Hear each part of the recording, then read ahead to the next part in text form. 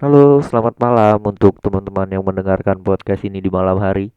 Seperti saya yang sedang merekam podcast ini di malam hari. Untuk teman-teman yang mendengarkan suara saya di podcast ini di pagi hari, selamat pagi. Semoga hari-hari kalian bisa menjadi lebih berwarna setelah kalian mendengarkan podcast yang saya buat ini. Selamat siang untuk teman-teman yang mendengarkan ini di siang hari. Dan selamat sore untuk teman-teman yang mendengarkan podcast ini di sore hari. Saya juga ingin mengucapkan selamat menunaikan ibadah puasa untuk teman-teman yang sedang melakukan ibadah puasa di bulan suci Ramadan ini. Dan yang tak kalah penting adalah tak kenal maka tak sayang, maka perkenalkan nama saya Kenny sebagai pembawa podcast kita hari ini. Dan sebelum kita mulai, apa sih yang ada di podcast saya? Kita mulai dengan intronya dulu. Silakan.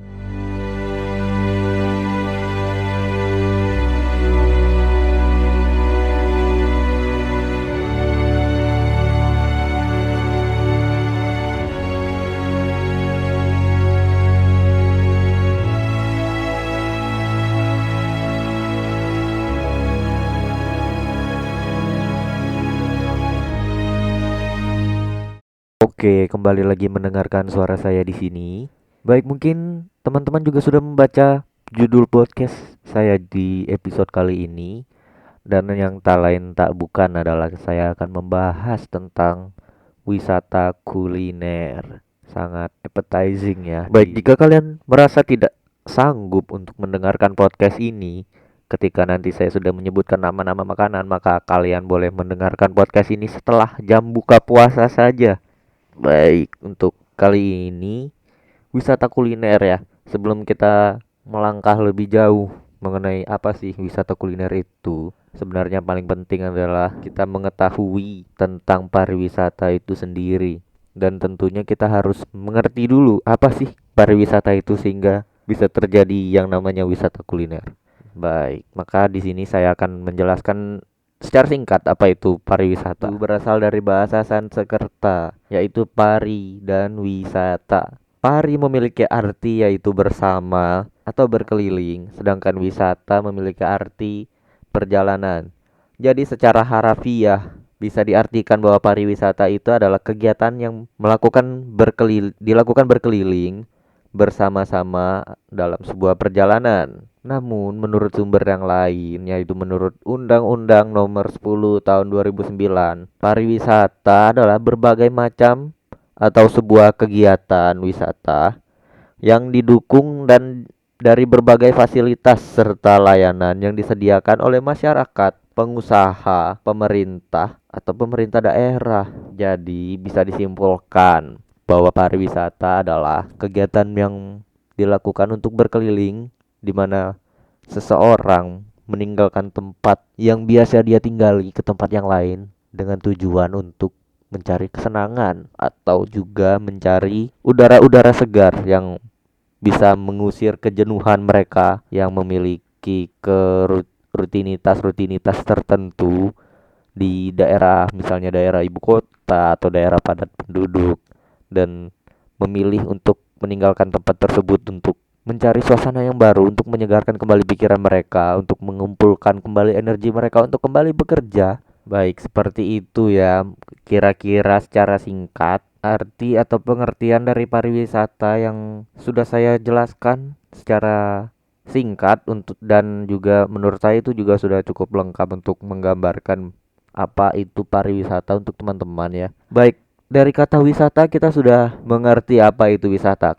Sekarang kita ke kata yang kedua yaitu kuliner. Apa sih itu kuliner? Kuliner adalah hasil olahan berupa masakan. Masakan tersebut dapat berupa lauk pauk, makanan yang lain, jenis lainnya, ataupun juga minuman. Baik teman-teman, kuliner ini sangat berkaitan ya dengan kehidupan manusia, di mana kita menyantap kuliner setiap harinya, baik itu sarapan, makan siang, makan malam, ataupun minuman-minuman di sela-sela itu, dan juga cemilan-cemilan. Nah, di sini saya akan menjelaskan tentang potensi-potensi dari wisata kuliner ini di Indonesia sendiri. Dan yang menurut saya menarik adalah Indonesia sangat kaya akan potensi wisata kulinernya, sebab masing-masing daerah pasti memiliki satu makanan atau minuman yang menjadi ciri khas daerah tersebut yang Rasanya akan berbeda jika tidak memakan masakan itu di daerah tersebut. Mulai dengan kuliner tradisional Indonesia, mungkin saya akan memulai dengan penjelasan singkatnya dulu, lalu nanti akan saya memberikan contoh. Ya, kuliner tradisional Indonesia adalah semua jenis makanan yang berasal dari berbagai daerah di seluruh Republik Indonesia. Resep dan cara pembuatan kuliner tradisional ini biasanya bersifat turun-temurun. Jadi di antara keluarga mereka, mereka menurunkan resep-resep itu untuk dibudidayakan atau dikembang oleh keturunan-keturunan mereka. Rasa dari kuliner tradisional ini sangat khas di suatu daerah dan berbeda dengan daerah lainnya. Itulah kenapa kuliner tradisional di Indonesia memiliki banyak keunikan dan kaya dengan aneka rasa. Belum ada referensi khusus yang bisa menyebutkan jumlah pasti kuliner di Indonesia yang pastinya sangat banyak sekali. Beberapa negara tetangga kita yang ada di Indonesia. Kenapa makanan asli Indonesia itu bisa diterima adalah karena masakan-masakan itu diolah dengan rempah-rempah yang berkualitas dunia yang dimiliki di Indonesia.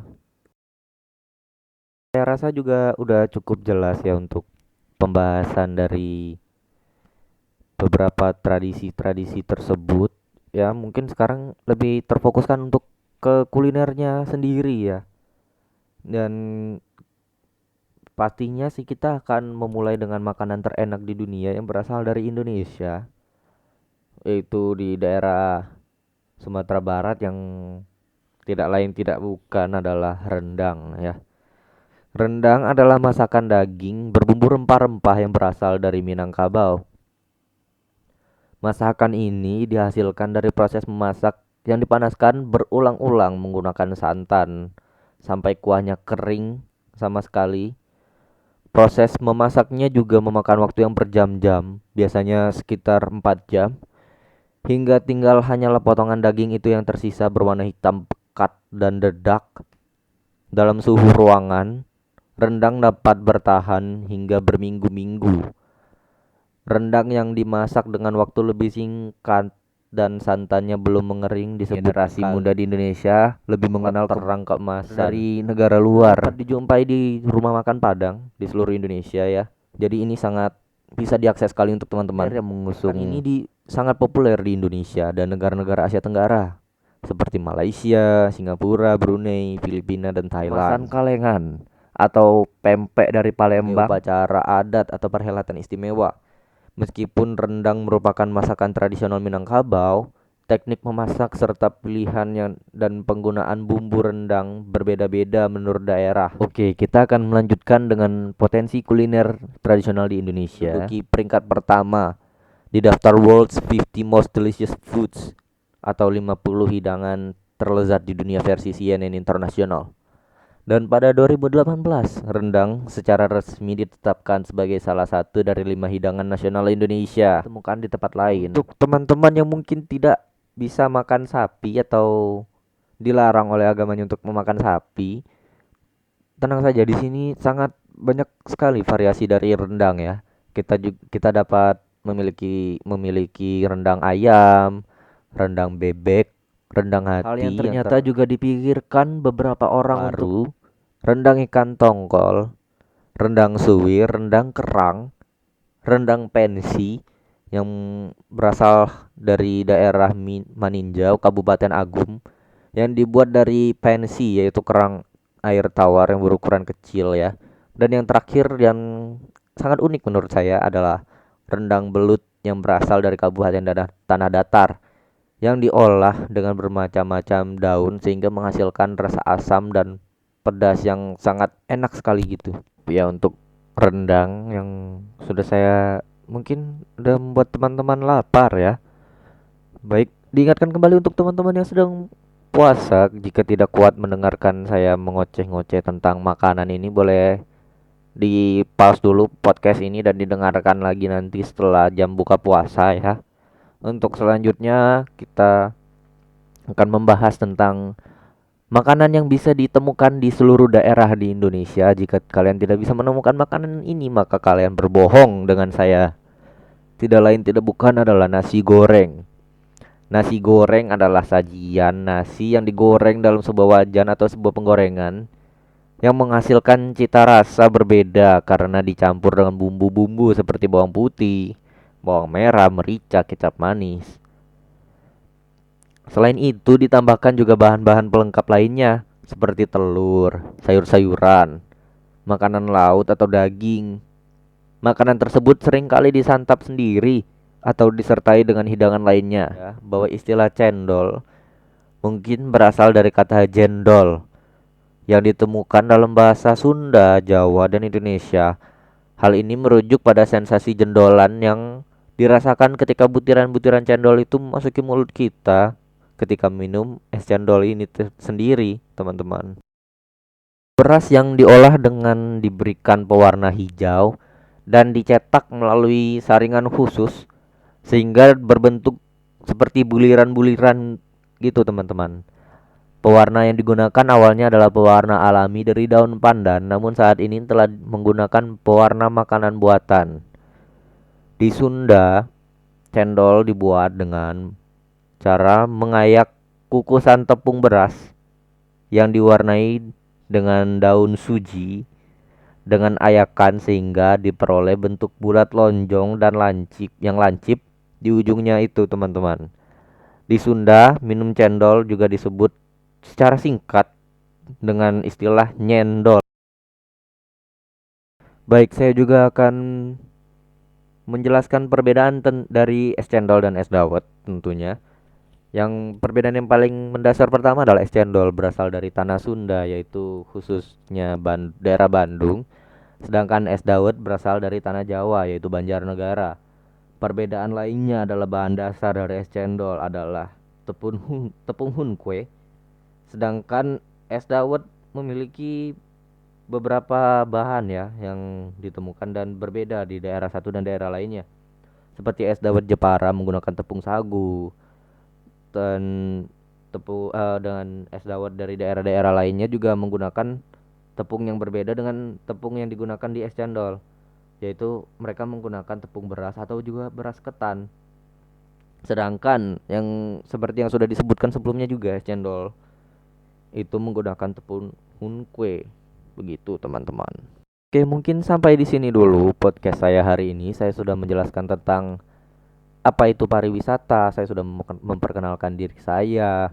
Saya juga sudah membahas apa itu kuliner dan juga saya juga sudah menjelaskan secara singkat apa itu rendang, apa itu nasi goreng, apa itu es cendol, apa yang membuat rendang sangat digemari, apa itu yang membuat eh, Indonesia sangat dijajah dulu, yaitu karena rempahnya. Kenapa nasi goreng adalah sebuah comfort food bagi beberapa orang di Asia ya. Dan juga es cendol yang sangatlah bisa menyegarkan kita di sore-sore hari atau di siang hari ya, teman-teman. Mungkin sampai di sini dulu.